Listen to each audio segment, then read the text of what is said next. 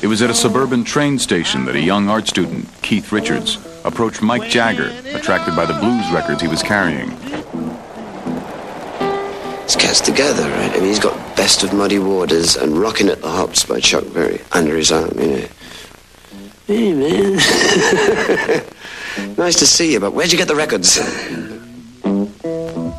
Drawn to the growing scene at the Ealing Club, Jagger and Richards met fellow blues lover Brian Jones. The result? The Rolling Stones. Are you one of the original members? Yes, one of the original members. What were you doing before you joined? Well, just sort of bumming around waiting for something to happen, really. I had quite a few jobs and I was trying to get a band going, but it was unsuccessful until I met up with Mick and Keith, and then... He played with Alexis and the band that Alexis had, that Charlie was playing drums in. He actually persuaded Alexis to let him get on stage and play.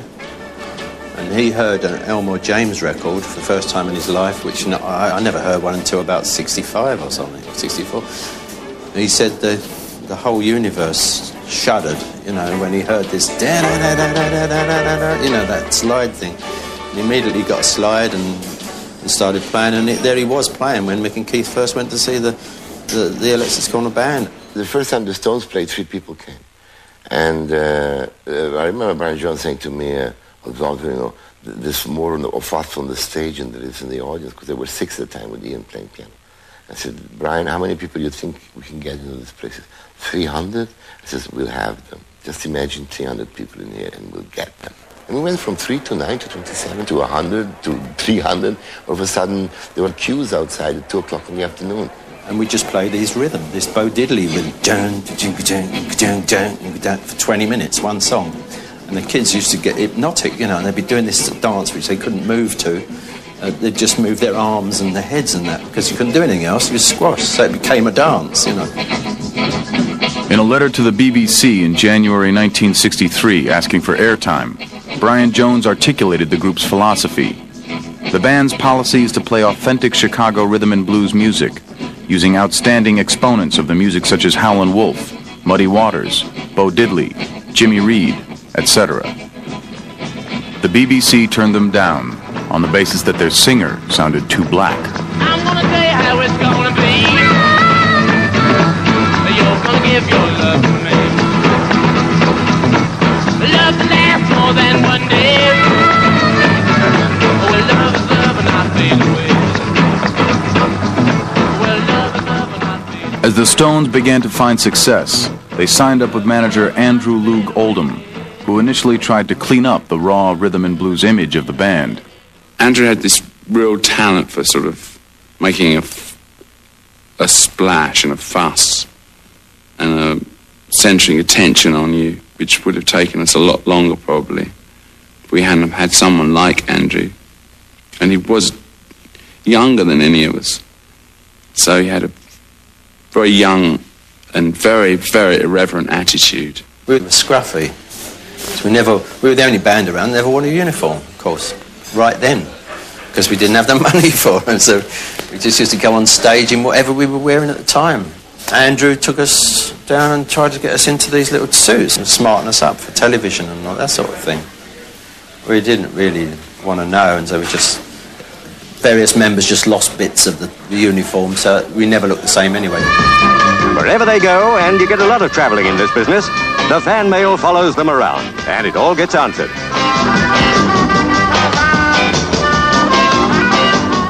Bill Wyman dressing and reading at the same time.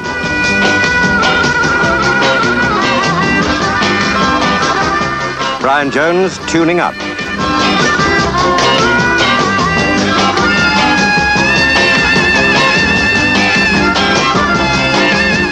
A matter of seconds now, and they'll be on stage. And just listen to that audience.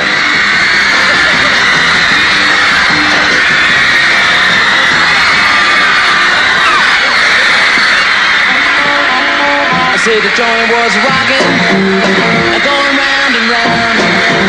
They're reeling and rocking, what a crazy sound. And they never stopped rocking till the moon went down.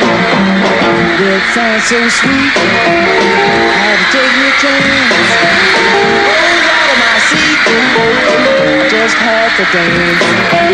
Started moving my feet, started clapping my hands. I said the joint was rocking. By the time the Stones found chart success in late 1963, they had already outgrown small venues like Giorgio Gomelski's Crawdaddy Club, and Gomelski began looking for a band to replace them. We didn't want a copycat band of the Stones just to keep the audience, you know. I always felt that we could go further. One element that was kind of missing in the Stones were instrumental improvisation, you know. And so we said we need to get a band where there are people that can play solos. Gomelski found what he was looking for in the Yardbirds guitarist, Eric Clapton.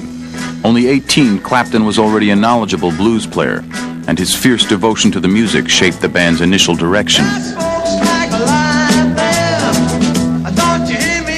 Through most of my youth, that my back was against the wall, and that the only way to survive that was with dignity and pride and with courage. And I heard that in certain forms of music. I heard it most of all in the blues, because that was an individual. It was always one man with his guitar versus the world. And it wasn't a company, it wasn't a band or a group or anything. It was, when it came down to it, it was one guy who was completely alone and had no options, no alternatives whatsoever other than just sing and play to ease his pain. And that echoed what I felt in many aspects of my life.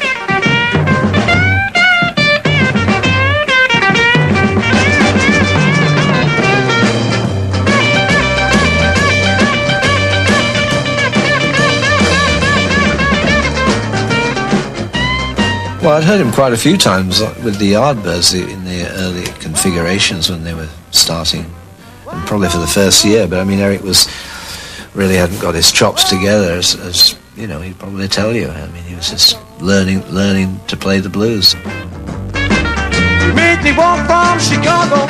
Oh, Louise, since you've been gone. Oh, right.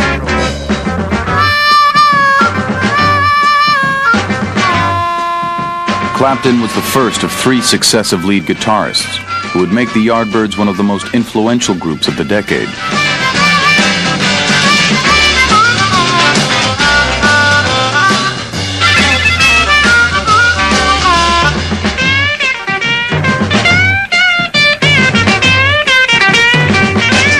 The Yardbirds released only one album with Clapton in the lineup, but even before it hit the charts, Clapton had moved on.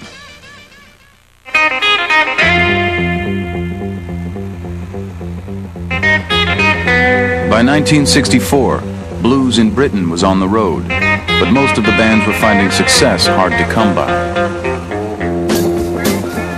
You only see bands that were going up and down the M1, you know, living out of a suitcase at Ford Transit Advantage, checking in and out of B&Bs. I mean, that was life, so there wasn't any speculation about whether you were going to do this or do that. You were just, you know, out there somewhere, you know.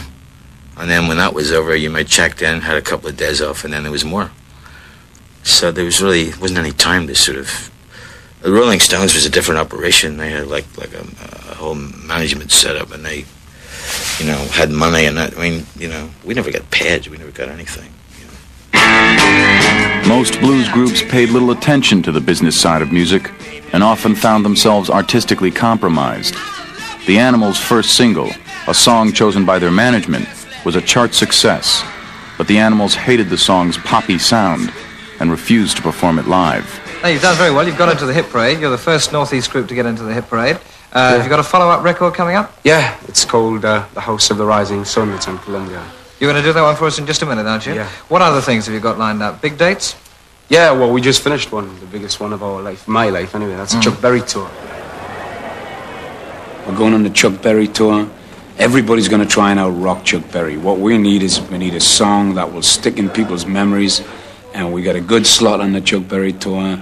And let's do this this song that is like out of tempo. It's not that dun dun dun dun dun dun dun. It's dun dun dun dun dun dun dun.